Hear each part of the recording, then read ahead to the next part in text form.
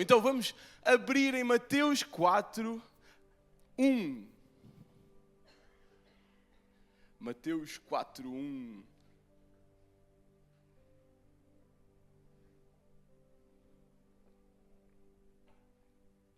Já temos? Já temos. A seguir foi Jesus levado pelo Espírito ao deserto para ser tentado pelo diabo. E depois de jejuar 40 dias e 40 noites, teve fome. Então o tentador, aproximando-se, lhe disse: se és filho de Deus, manda que estas pedras se transformem em pães. Jesus, porém, respondeu: está escrito, não só de pão viverá o homem, mas de toda a palavra que procede da boca de Deus. Então o diabo o levou à cidade santa, colocou-o sobre o pináculo do templo e lhe disse: se és filho de Deus, atira-te abaixo, porque está escrito, aos seus anjos ordenará a teu respeito que te guardem, e eles te sustentarão nas suas mãos, para que não tropeces em alguma pedra. Respondeu-lhe Jesus: também está escrito, não tentarás o Senhor teu Deus. Levou-o ainda o diabo a um monte muito alto, mostrou-lhe todos os reinos do mundo e a glória deles. E lhe disse: tudo isto te darei, se prostrado me adorares. Então Jesus ordenou: retira-te, Satanás, porque está escrito, ao Senhor teu Deus adorarás e só a Ele darás culto. Com isto, o deixou o diabo, e eis que vieram os anjos e o serviram. Amém? Eu quis começar com este trecho, e eu não vou focar esta palavra neste trecho, mas há algo que eu quero sublinhar aqui. A Vitória está a tentar tirar uma foto. Calma. Eu vou já pousar, vai. Então, pessoal, tudo bem? Que eles dizem assim, ele não para quieto, ele está sempre a andar de um lado para o outro. Vai. Tá boa? Let's go. Pronto. Então, neste trecho, Jesus repreendeu o diabo fortemente, usando apenas, somente algo. O quê? A palavra.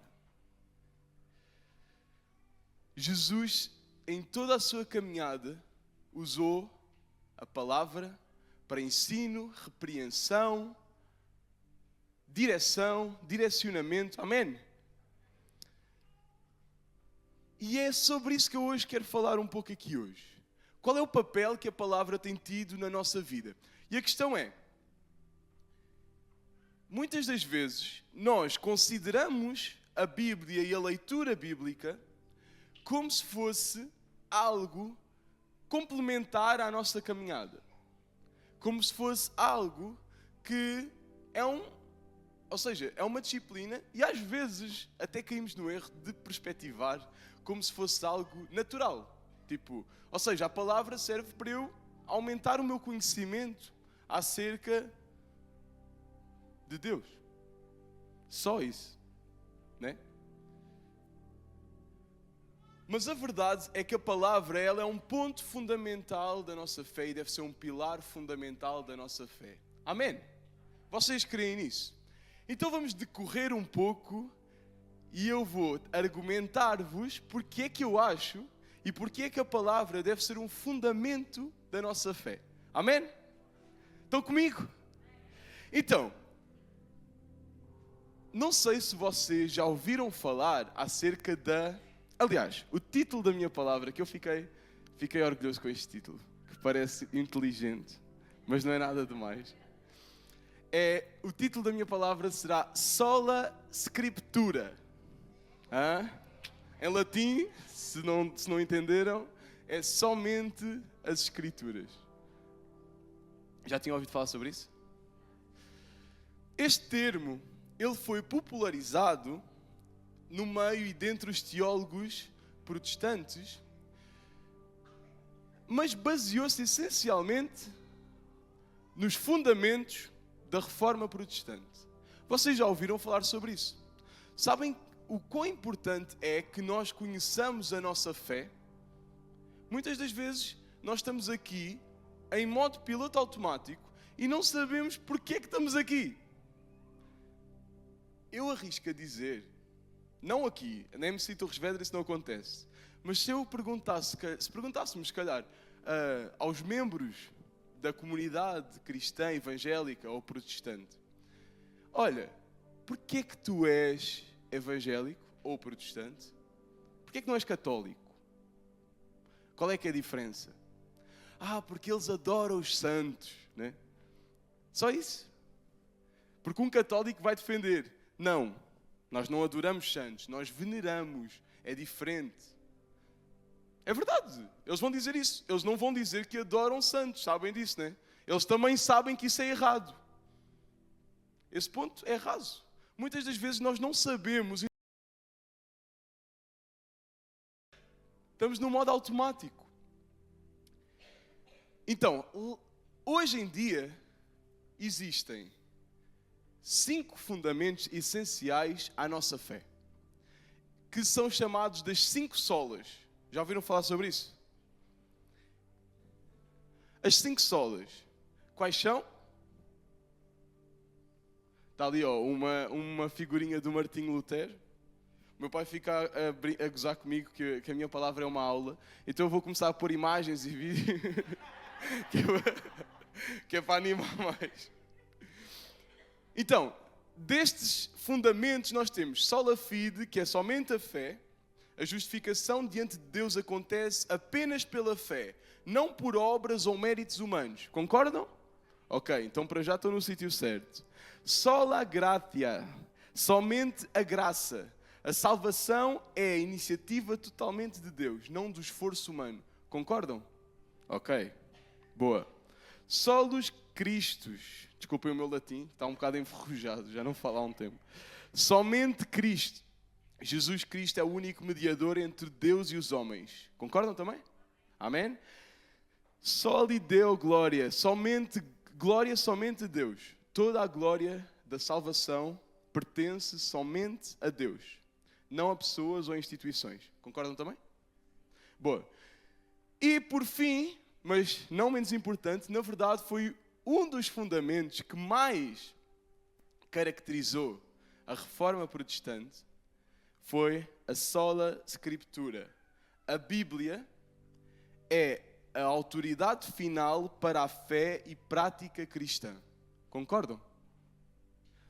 Então, pergunto, será que tem sido na nossa vida? Na Igreja Católica existem 3 níveis de autoridade. E agora, isto aqui é um trivia para vocês saberem que quando alguém vos pergunta qual é a diferença daquilo que tu acreditas para um católico, tu não dizes, eles adoram santos. Tá? Que essa resposta é rasa.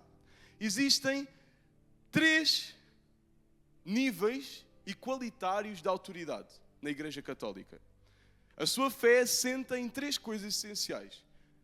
A palavra, mas não só a palavra, a tradição da Igreja e o magistério, que é o nível de autoridades espirituais, o Papa e por aí vai. Estes 3 elementos e fundamentos são os fundamentos da sua fé. Eles caracterizam aquilo que um católico vai acreditar. Isso distingue-nos. Ou não? Na teoria sim, mas será que na prática sim?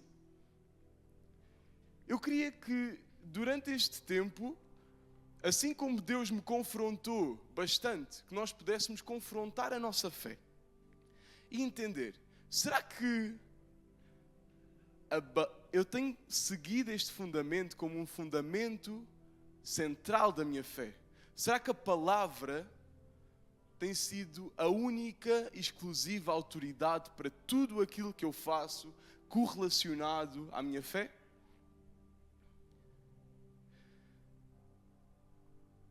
Sabem, a Reforma Protestante, e eu já vou sair deste segmento histórico, ok? Não vai ser só isto, prometo.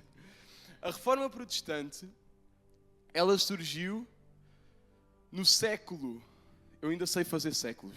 Então, se tiver, o Ruben vai saber. Século XV, XVI, né? Começou no século XV, prolongou-se até o século XVI. Há muito tempo atrás. Mas sabem que desde o século IV, mais de 1000 anos, a Bíblia estava inacessível para a maioria das pessoas. Então, embora que isto passou-se durante a Igreja Católica medieval, enquanto que, embora se dissesse que a palavra era um fundamento para a Igreja Católica, durante esse período, por mais que as pessoas eventualmente pudessem aceder, não acediam. O povo não acedia.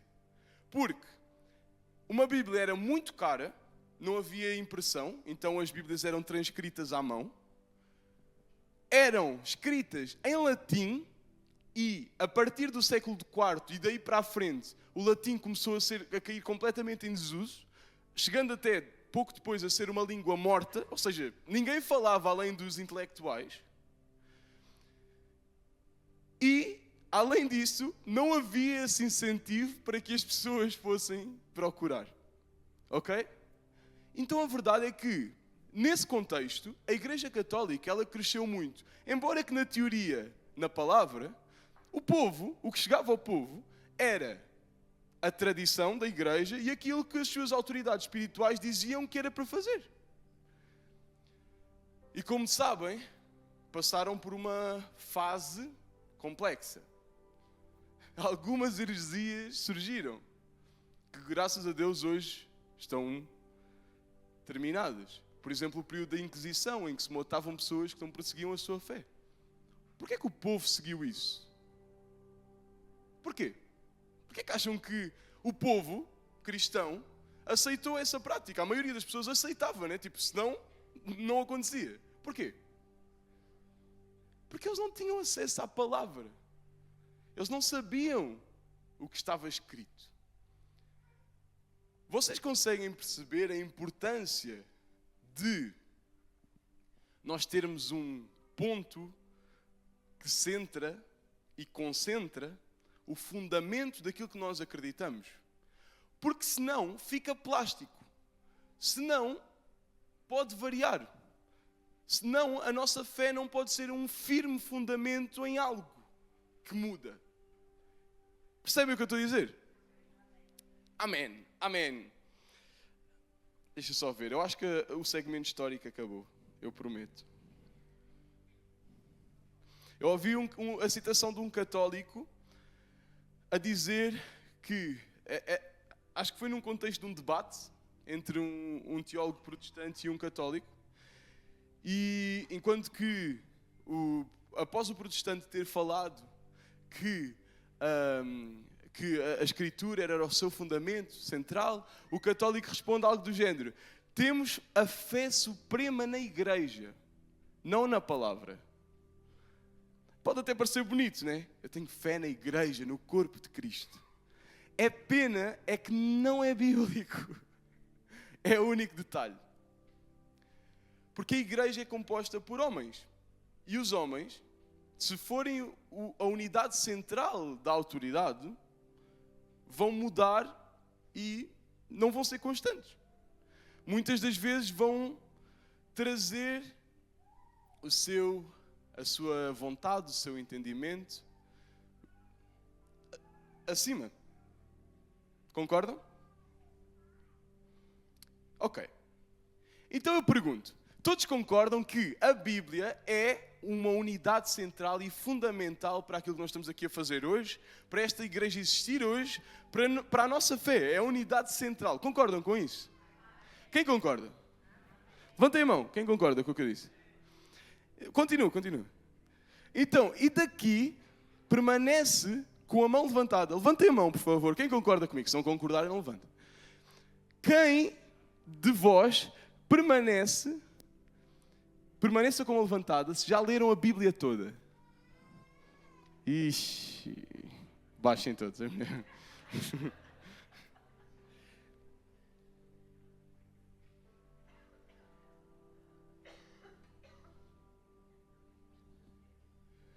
Todos concordamos que a Bíblia é o firme fundamento daquilo que é a tua crença fundamental. E tu não conheces a Bíblia.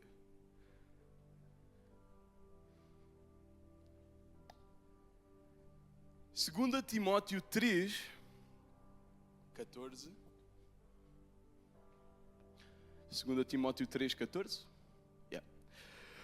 Tu, porém, permanece naquilo que aprendeste e de que foste inteirado, sabendo de quem o aprendeste. Paulo está a falar para Timóteo diretamente. E que, desde a infância, sabes as sagradas letras, que podem tornar-te sábio para a salvação pela fé em Jesus Cristo.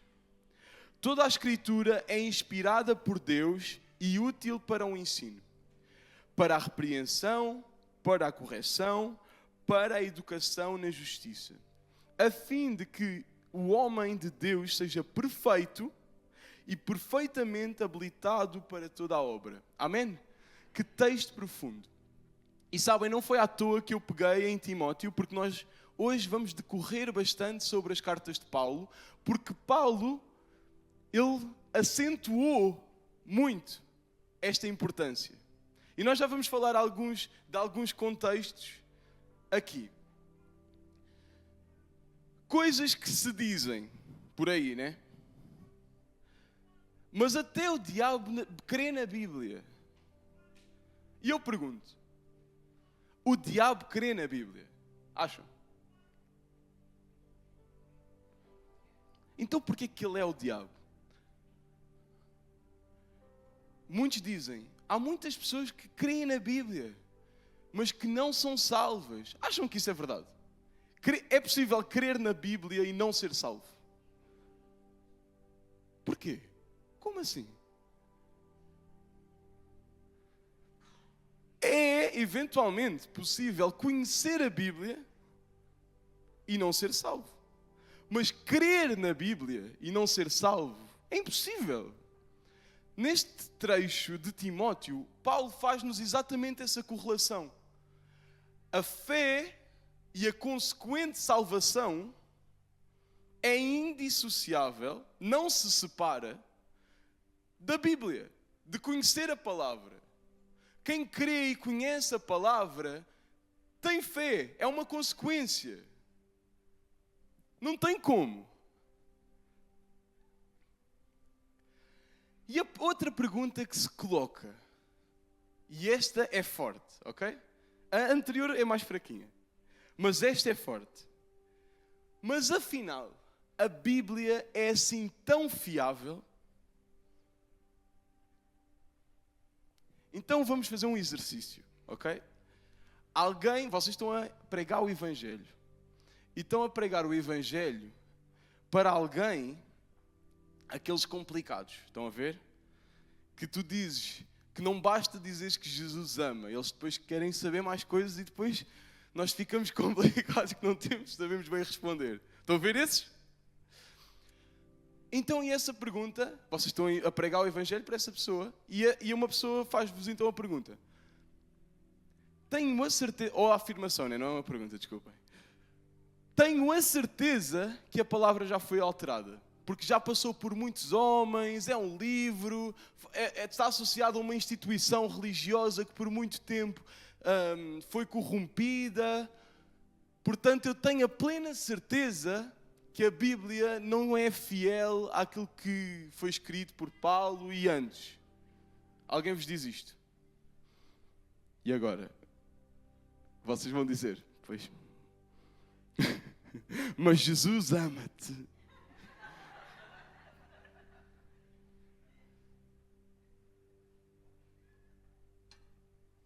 Meus amigos, mais uma coisa para aprendermos. A Bíblia, e podem escrever, podem pôr em xeque e podem chegar a casa e ir procurar. Ok? Trabalho de casa. A Bíblia é o livro histórico mais confiável que já existiu na humanidade. A Bíblia é plenamente original e inalterada. E se vocês responderem assim à pessoa que vos perguntou, mesmo que vocês não sabem bem porquê, ela vai tipo, epá, calma, este gajo está com bué. Certeza. E isso dava outra palavra, mas eu desafio-te em casa, porque vocês entendem que saber isto é importante. Nós temos de parar de ser rasos, malta. Parar de é isso, evangelizar. Jesus ama-te. Jesus pode mudar a tua vida. O que é que isso significa para uma pessoa que não sabe quem é Jesus? Nada. Balela. É a mesma coisa que alguém chegar e dizer, Alá ama-te. É a mesma coisa. Se tu não conheces Cristo, é indiferente. Isso não significa nada para uma pessoa, entendem? O Espírito Santo pode agir e pode fazer um milagre. Pode. Mas, regra geral, isso não significa nada. Concordam? Pronto. Então, vamos deixar de ser rasos e perguntar em casa depois, ou depois podemos falar, porque senão ia dar o tempo todo da palavra. Porquê que a Bíblia é o livro mais fiável que existiu na história da humanidade e porquê que a Bíblia é inalterada, ok? Depois vão ver em casa. Procura assim no YouTube. Porquê que a Bíblia é um livro confiável? Tá?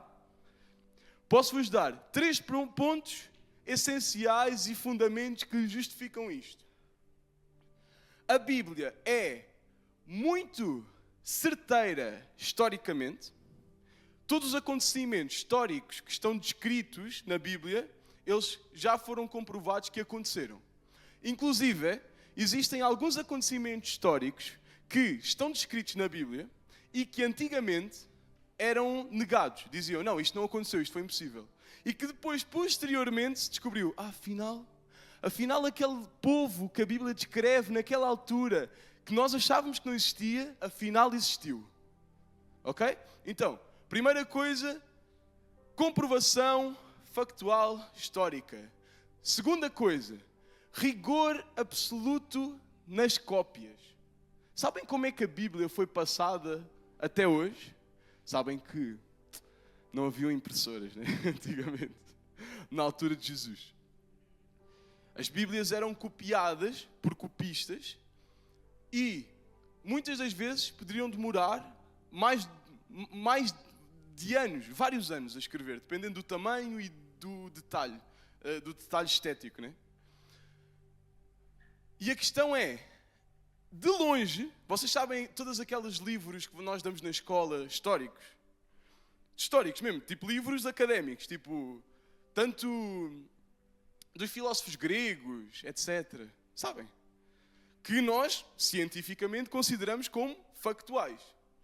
Esses livros, eles perdem 30-0 para a Bíblia, em termos de fiabilidade e número de cópias. 30-0, mesmo, cientificamente, ok? Última coisa, essa parte é mais espiritual, mas nós temos a visão, então já estou a falar para vocês que têm visão. Validação das profecias. Existem muitas profecias bíblicas que foram cumpridas. Estava a falar a palavra. Eu ia dizer indubitavelmente. Qual é que é a palavra? Alguém me ajuda? Sem dúvida. Certo? Ok. Então, malta, se alguém vos chegar um dia e perguntar, tenho a certeza que a Bíblia já foi alterada. Tenho a certeza, vocês já sabem responder, né? Já não vão dizer, não, Deus preservou as Escrituras. É verdade, mas o que é que isso significa, malta? Nós temos de, estás a ver, fazer aquele exercício. O que é que isso significa para alguém que não acredita em Deus? Nada. E ele vai achar que tu estás só a dar uma desculpa esfarrapada. Entendem? Ok. Então, será que... Mete aí a pergunta, que eu não fiz aquela pergunta, né, Davi? Vamos ler em conjunto. Tá? Será que... Vai, pessoal, então. Será que a palavra tem sido o centro da nossa fé? Será?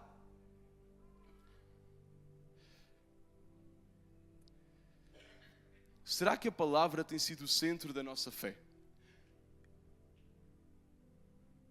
no nosso dia a dia, dado que a Bíblia é o nosso manual de instruções, quantas vezes nós temos considerado a Bíblia no nosso dia a dia?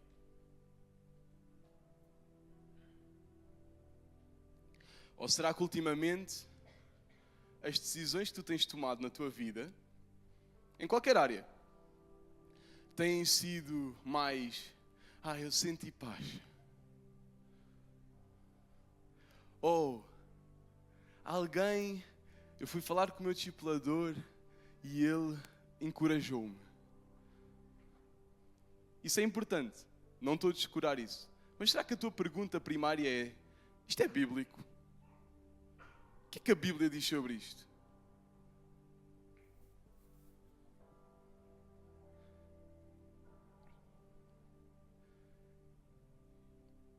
Ok.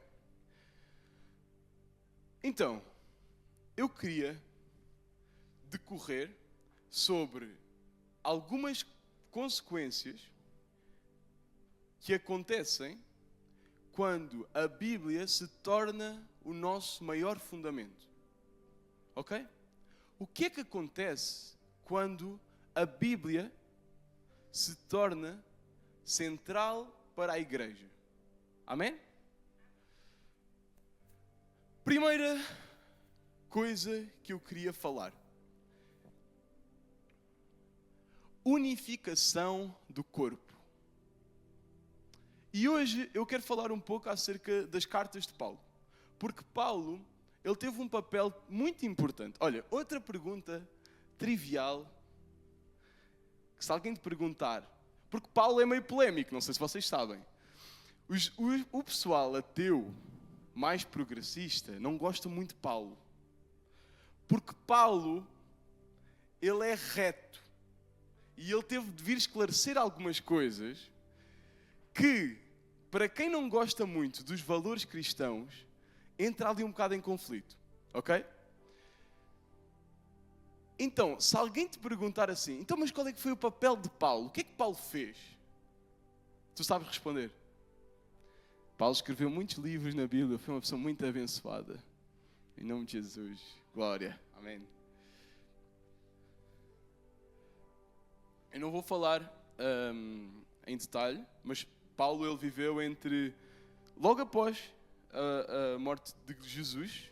Aliás, ele viveu durante a morte de Jesus, né? Mas, do ano 5 até o 67. Até é estranho, né, dizer o ano 5. Fogo. Ele foi judeu, fariseu, teve um encontro com Jesus, mudou a sua vida. Amém, ok? Essa parte nós sabemos. Mas o que é que ele fez depois? Porquê é que ele é uma figura tão central? E porquê é que uma parte tão grande dos livros da Bíblia, do Novo Testamento, essencialmente, foram escritos por ele? Ele teve um papel fundamental na disseminação e a explicação do Evangelho. Podemos repetir? Disseminação e explicação do Evangelho. E ele foi um grande missionário, porque lembremos que Jesus ele viveu numa região geográfica restrita. Inclusive, não era o centro do mundo. Não era o sítio mais desenvolvido do mundo. E aquilo que Jesus pregou, hoje nós estamos em Portugal e há pessoas na Austrália, sei lá, no outro lado do mundo, a falar sobre isso. Porque alguém tomou o papel de disseminar aquilo, de espalhar aquela boa nova. E Paulo, queremos nós, usado fortemente por Deus, não é? Porque acho que nenhum homem conseguiria, pelo seu entendimento, fazê-lo, espalhar essa informação e essa boa nova, esse evangelho. Mas não só espalhar. Ele escreveu várias cartas para igrejas, nas quais por vezes ele até esteve lá, por vezes ele até viveu naquelas cidades durante um tempo. E ele relata várias coisas reais, vários problemas reais que aquelas igrejas, ainda primitivas, estavam a viver. E são livros. Quem aqui já leu as cartas de Paulo? Pessoal, vá lá. As cartas de Paulo, em nome de Jesus, amém.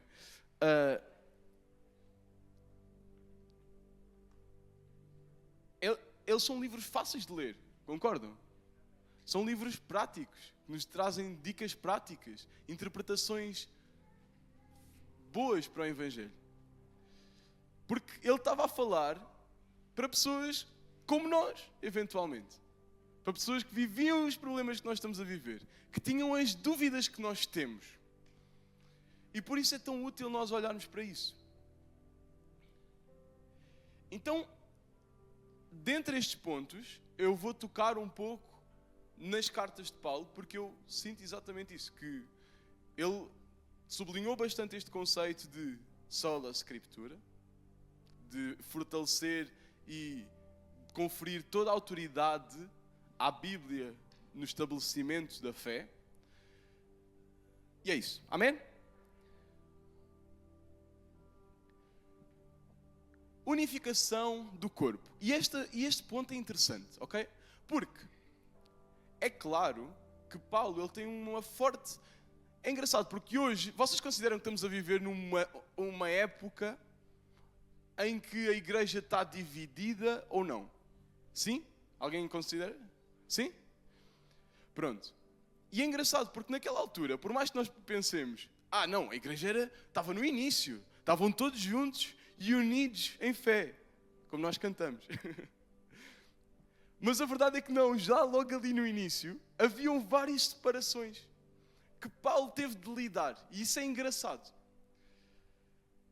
Por isso, ele reitera muitas vezes nas suas cartas que existe um fundamento que nos unifica. Vamos ler Romanos 3, 21.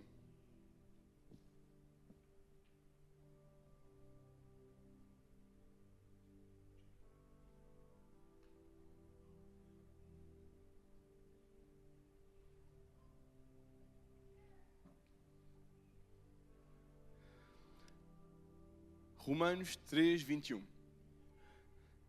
Agora, porém, se manifestou uma justiça que provém de Deus, independentemente da lei, da qual testemunham a lei e os profetas. Justiça de Deus mediante a fé em Jesus Cristo, para todos os que creem. Não há distinção, pois todos pecaram e estão destituídos da glória de Deus, sendo justificados gratuitamente por sua graça, por meio da redenção que há em Jesus Cristo. Deus o ofereceu como sacrifício para expiação pelo sangue, para ser recebido pela fé, de forma a demonstrar sua justiça. Porque, na sua tolerância, deixou impunes os pecados anteriormente cometidos. Todavia, no presente, Deus demonstrou a sua justiça, a fim de ser justo e justificador daquele que tem fé em Jesus. Amém? Romanos é um livro incrível. E Romanos, ele fala-nos muito sobre esta... É quase como se fosse o Evangelho de Paulo. Porque ele fala muito sobre a explicação direta do Evangelho. Daquilo que aconteceu, Paulo explica. E este trecho, ele ilustra muito bem o quê? Ele já está a apontar para uma unificação, um fundamento que une a igreja. Qual é que é? O que é que nos une a todos? Independentemente até digo, independentemente se és protestante, católico, o que é que nos une a todos? À igreja geral de Cristo. Somos estragados, pecadores e merecemos redenção. Merecemos? Não. Não merecemos redenção, mas Cristo morreu para a expiação dos nossos pecados. Concordam? Isto é o que nos une. Unificação do corpo. Em contrapartida, e aqui, falando novamente, algo que nos distingue da Igreja Católica. Inclusive, é uma crítica frequente dos católicos à Igreja Protestante. Sabem qual é? A Igreja Protestante, a Igreja Evangélica, são sinónimos, né? Sabem? Certo? A Igreja Protestante, a Igreja Evangélica, é uma igreja separada. Existem 300 mil religiões numa só. Conseguem perceber a crítica? Até que faz sentido. No sentido em que a Igreja Católica tem uma unidade central e tipicamente, embora hajam algumas distinções, tipicamente são centralizados. O Papa o Vaticano dá as direções gerais e as igrejas tendem a seguir, enfim. Enquanto que na Igreja Protestante não existe isso. Essa crítica é justa. Mas sabem, isso tem sido algo que me tem falado ao coração e eu tenho pensado, realmente, essa crítica até que faz sentido, se aplica. Existem muitas congregações, existe uma multiforme na Igreja Protestante. O que é que a Bíblia nos diz sobre isso? Como eu vos disse, Paulo, ele já foi exposto a uma realidade, logo na Igreja primitiva, que já lidava com estas separações. Uma separação muito comum era entre os judeus, alguns que foram convertidos a Cristo, que creram em Jesus. Lembrando, estamos no iniciozinho. Então, muitas pessoas eram aquilo que nós chamamos hoje de judeus messiânicos. Ok? São judeus, que é o judaísmo enquanto movimento cultural, se é que posso chamar assim, mas que creem em Jesus como Salvador. Ok? E por outro lado, tínhamos os gentios. Quem eram os gentios? Todos os que não eram judeus. E havia aqui meio uma rivalidade e uma separação entre estes dois polos. Uns diziam que, não, nós é que somos a nação... Vejam só, que no início Jesus veio... Nós somos mesmo estragados, né? O homem é complicado. Jesus veio, ambos reconheciam Jesus enquanto Senhor e Salvador, neste contexto, mas ainda assim eles arranjaram uma maneira de criar uma rivalidade ali. E Paulo, ele descreve muitas vezes esta rivalidade. E é engraçado.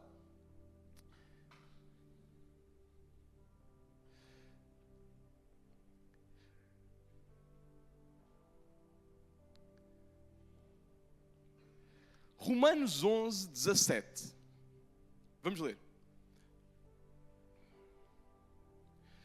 Aqui Paulo, ele está a fazer uma comparação. Ele vai usar oliveiras bravas e oliveiras naturais. Ok? Bravas seriam que não são daquela região, tipo invasoras. Certo? Então ele usa esta metáfora como oliveiras bravas seriam os gentios, que não são da nação geográfica onde Jesus apareceu, não são judeus, e as oliveiras naturais, que são os judeus, seriam os judeus. Então, considerando isto, vamos ler. Romanos 11, 17. Se, porém, alguns dos ramos foram quebrados, e tu, sendo oliveira brava, foste enxertado em meio deles, e te tornaste participante na raiz da seiva da oliveira. Não te glories contra os ramos. Porém, se te gloriares, sabe que não és tu que sustentas a raiz, mas a raiz a ti. Dirás, pois, alguns ramos foram quebrados, para que eu fosse enxertado. Bem, pela sua incredulidade foram quebrados. Tu, porém, mediante a fé, estás firme. Não te ensoberbeças, mas teme. Porque se Deus não poupou os ramos naturais, também não te poupará. Considerai, pois, a bondade e a severidade de Deus para com os que caíram, severidade, mas para contigo a bondade de Deus, se nela permaneceres. De outra sorte, também tu serás cortado. Eles também não se permanecem na incredulidade, serão encharcados. Desculpem. Eles também, se não permanecerem na incredulidade, serão enxertados, pois Deus é poderoso para os enxertar de novo. Amém? A pergunta é, o que é que isto tem a ver com o que eu estou a falar? Deixem a pergunta no ar de, o que é que a Bíblia tem a dizer sobre pessoas diferentes? o que é que a Bíblia tem a dizer sobre nós não termos uma estrutura unificada? E é engraçado porque Paulo aqui, ele não diz assim, na sua repreensão, ele não diz: não existem oliveiras naturais ou bravas, são todas iguais. Ele não diz isso, pois não? Não. O que é que ele diz? Vocês que são oliveiras bravas, mansem. Vocês que são oliveiras naturais, mansem. Se vocês crerem em Jesus, serão enxertados. Uma metáfora para serão salvos. A perspectiva não é de que nós temos de ser... A unificação representa nós sermos iguais. Um corpo igual. Significa ser um corpo unido. Vocês entendem a diferença entre unidade e uniformidade? Nós podemos ser unidos enquanto corpo, até porque, não vamos abrir, mas eu vou só ler esta passagem. Em Efésios 4 diz: há um só corpo, um só Espírito, também uma só perseverança quando foram chamados. Há um só Senhor, uma só fé e um só batismo. Nós podemos ser unidos na fé de Cristo, mas não precisamos ser uniformes. Não precisamos de compartilhar a mesma forma, a mesma estrutura, a mesma estética. Entendem o que eu estou a dizer? A pergunta é, ok, a nossa igreja protestante, tendencialmente, vai ter vários movimentos. Por outro lado, será isso uma coisa má? Parece-me que a Bíblia diz que não. Parece-me que a Bíblia reitera o respeito e a humildade de nós entendermos. O Espírito Santo falou ao meu coração, através da palavra, Cristo e o seu sacrifício fizeram-se vivos em mim. E eu te serei humilde para entender que a minha salvação está nisso. Não está na minha parede preta, ou não está nas luzes, ou não está na forma como eu prego, ou na minha roupa. E não necessariamente isso é errado. Deixemos de, embora eu goste assim de uma discussão teológica, assim, numa rodinha de amigos, eu gosto, não vou mentir. Mas deixemos de atrapalhar a expressão de culto e de adoração dos outros. Cristo está lá. Uma fé verdadeira em Jesus está lá. A intenção em adorar o Cristo que nós conhecemos e que a Bíblia descreve está lá. Amém?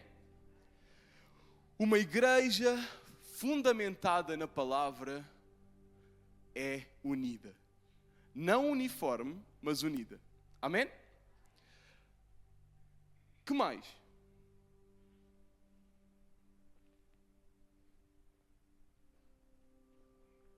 Que mais? Davi. Uma igreja fundamentada na palavra combate o cristianismo cultural. O que é isto do cristianismo cultural? Já ouviram falar? Já aqui alguém ouviu falar? Então, hoje nós estamos a viver um momento bem diferente. Nós estamos a viver um momento, eventualmente, de viragem política. Ok?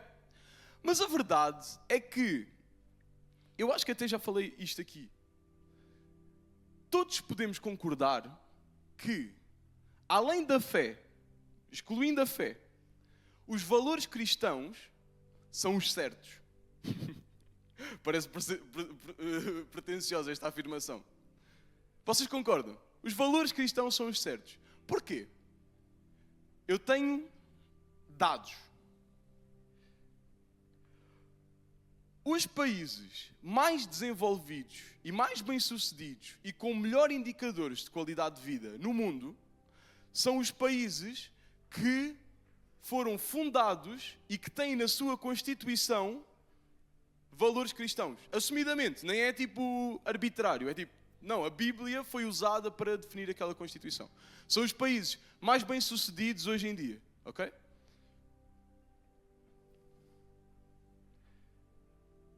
Vamos ao nível do indivíduo. Os cristãos representam 56% dos milionários no mundo. Sabiam isso? A maioria dos milionários são cristãos. Tipicamente, vão ser mais educados em dados, ok? Estatísticos. Têm o dobro da probabilidade de se casarem e permanecerem casados e 60% menos probabilidade de terem filhos fora do casamento. Não estamos a falar de fé, estamos a falar de pessoas que estão inseridas numa matriz cristã. Jovens cristãos têm exponencialmente menor probabilidade de terem vícios. Sabiam isso? Então, podemos concordar que os valores cristãos são os certos. Concordamos? Sim? São os certos. Então, hoje nós vivemos algo complicado. Porque o diabo, ele tem arranjado uma estratégia de, dado que isto que eu disse é irrefutável, ou seja, é óbvio que os valores cristãos são os certos, dão melhores resultados, diga-se. Então, o diabo arranjou uma estratégia de conseguir dissociar, vejam só, dissociar os valores cristãos daquilo que é fé cristã, daquilo que é fé em Cristo. Conseguem entender o que eu estou a dizer? Sim. Então hoje nós vemos pessoas que pregam quase a Bíblia, mas excluem só Cristo. Só Cristo. E há aqui uma grande diferença quando nós não podemos dissociar as duas coisas. E há distinções claras, para quem é perspicaz e para quem conhece a Cristo, há distinções claras daquilo que é viver a fé em Cristo, do que viver valores cristãos. Viver uma ética segundo uma ética cristã. É tipo o trigo e o joio. Assim, de repente, parece igual. Assim, se olharmos aos resultados, se olharmos às consequências naturais, parece igual. Mas se nós formos ver de perto, se nós formos ver a essência e a identidade, nada a ver. Se nós formos olhar ao fruto, nada a ver. Amém?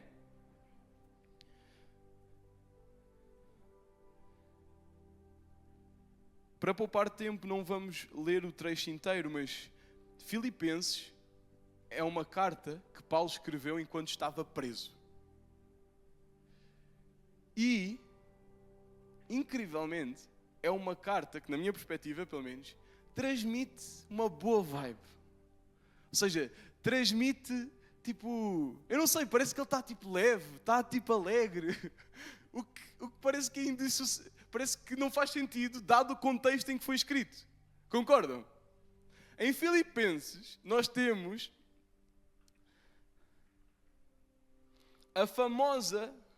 o famoso versículo: porque para mim, viver é Cristo e morrer é lucro.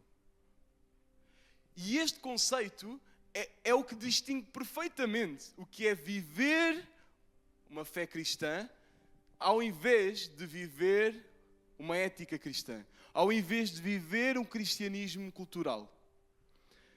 O que é que nos ajuda a aproximar disso? A Bíblia, a palavra, ela é clara. Os resultados são só um extra. Não importa isso. Paulo estava preso, mas ele estava alegre, porque para ele viver era Cristo e morrer era lucro. Coitado do homem. será que nós temos colocado estes valores no nosso coração? Será que isto tem sido algo que nos move? Será que tem sido isso? Ou será que nós estamos na igreja porque, no fundo, nós vemos que traz bons resultados? Será que nós ensinamos os valores aos nossos filhos, os valores bíblicos, para cultivar neles uma fé verdadeira em Cristo? Ou será que nós ensinamos os valores aos nossos filhos porque nos é conveniente que eles não saiam à noite, que eles não tenham relacionamentos fora do padrão?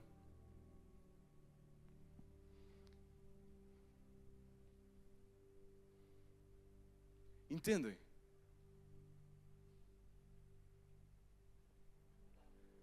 Será que nós ensinamos isso e cultivamos estes valores na nossa geração e na geração que vem porque nós queremos que viver é Cristo, ou porque nós queremos os resultados disso? Vamos ao último ponto. O que acontece quando a palavra é o nosso fundamento? Gestão de prioridades. E este aqui é engraçado, porque é fácil, na teoria, descrever quais é que são as prioridades segundo o padrão bíblico. E é também engraçado porque estas imagens foram feitas pelo ChatGPT. Perdoem-me, ilustradores de plantão. E é engraçado que eu disse assim: chat, gera uma imagem que ilustre gestão de prioridades, segundo o padrão bíblico. E ele fez isto. Eu não disse nada, não dei nenhuma instrução, só disse isto. E ele pôs, na verdade ele tinha posto um senhor, o mesmo, mete lá o outro, Davi, o anterior a este. Ele tinha posto o mesmo senhor. Eu disse, não vou pôr o mesmo senhor, né? Então disse, vá, faz uma mulher, para ser representativo. Vai. E ele fez isto. Tipo, conseguem ler o que é que está aqui? Está em inglês, né? Mas está pecinhas e está faith, que é fé, família, trabalho, saúde. Ele fez logo uma lista de prioridades. E é engraçado porque eu tinha escrito, antes de gerar a imagem, isto foi só no fim, eu já tinha escrito o esboço da palavra e disse, tipicamente, na igreja nós definimos. Então, as nossas prioridades devem ser Deus, família, até tinha posto... pus trabalho, quarto pus a igreja, mas ele pôs saúde. Estou mais crente do que eu. Mas nós definimos isso, já ouviram isso, não é? Não é isso, malta. A Bíblia não diz isso. Sabem qual é que é a nossa prioridade? É assim, primeiro, Deus. Segundo, a vontade de Deus. Terceiro, os sonhos de Deus. Quarto, Deus. Quinto, Jesus, para variar. O que é que quer dizer com isso? A gestão das nossas prioridades são simples. Os propósitos de Deus para a tua vida. E é isso a nossa prioridade. Segundo a Bíblia. 2 Coríntios 4 diz. 4:8. 2 Coríntios 4:8.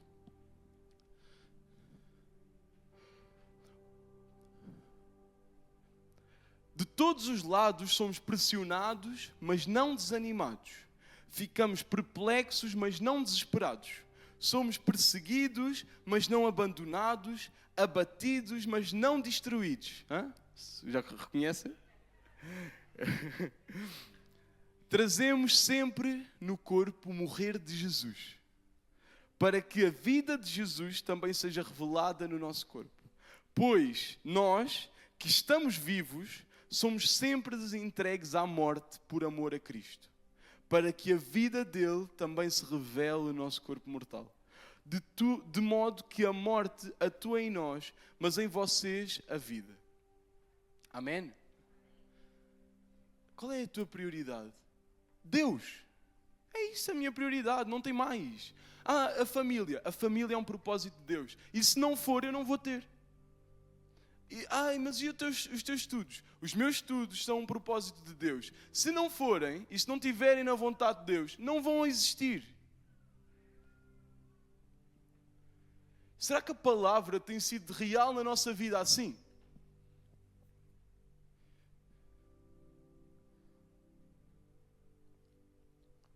Muitas das vezes, ao invés de colocarmos Deus no centro das nossas prioridades, tratamos Deus como um lacaio das nossas vontades. E nós, para ficar bonito, fazemos ali aquela gestão: fé, família, trabalho. Mas na verdade, Deus, né? Deus, família e trabalho. Mas na verdade ali Deus, nós pomos para ser bonito, porque é a vontade de Deus, os propósitos de Deus, e Deus é bom. Mas na verdade, está lá entre parênteses, eu. Porque nós muitas das vezes tratamos Deus como se fosse o lacaio daquilo que nos falta. Mas uma igreja fundamentada em Cristo, ela não vive desse modo.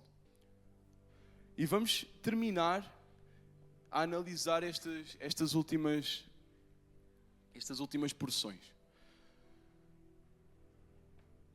Quem se lembra que passagem nós tratámos no culto passado? Desculpem, no culto passado de manhã. João 4. Oh, fogo, o homem até sabe o capítulo. Lembra, era fácil lembrar porque havia aqui uma coisa, né? E isso é engraçado, porque ter assim algo que nos ilustra chama a atenção. O que é que havia aqui? Quem esteve no culto da manhã? Um poço. Falámos sobre a mulher samaritana. Eu que sou meio maluco, eu que tenho péssima memória, tenho mesmo dificuldade de me lembrar da palavra. Todas as quartas-feiras eu sou o líder do GV. Qual é o título da palavra? Se não for eu a dar, não me lembro. Mas essa eu lembrava-me, porque estava aqui o poço. Uma mulher samaritana. E é engraçado, porque ela tem o reflexo daquilo que nós muitas vezes temos. Deus é a nossa prioridade. Então, Jesus diz: quem beber desta água, nunca mais terá sede. Mas quem beber da água que eu lhe der... Desculpem. Volta para trás. Quem beber desta água terá sede outra vez. Mas quem beber da água que eu lhe der, nunca mais terá sede. E a mulher diz assim: Deus, dá-me essa água, que é para eu não voltar ao poço mais. Mano, inventaste as torneiras antes delas existirem. Dá-me, eu preciso disso. Eu imagino Jesus a fazer assim. Não entendeu nada. Não é sobre a água. Ele próprio diz: esta água vais ter de voltar. A água viva que eu te tenho para dar não é que vais ter infinita. É que tu não vais sentir mais falta daquela. Entendem? Mas nós muitas vezes somos esta mulher. Nós pensamos: não, eu preciso Deus, eu preciso da água. Está-me a faltar água, eu estou a sentir sede. Vem acrescentar água na minha vida. Mas quando Deus é a nossa maior prioridade, nós dizemos: Deus, eu estou com sede, mas eu quero que esta sede não me faça mais diferença. Eu não sinto mais falta desta sede. Não é sobre ter água infinita. Mateus 6.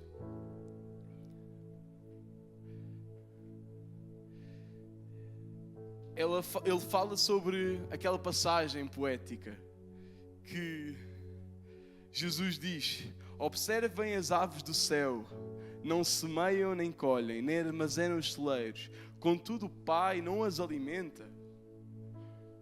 Vejam como crescem os lírios do campo, eles não trabalham nem tecem. Contudo, digo a vocês que nem Salomão, em todo o seu esplendor, se vestiu como eles.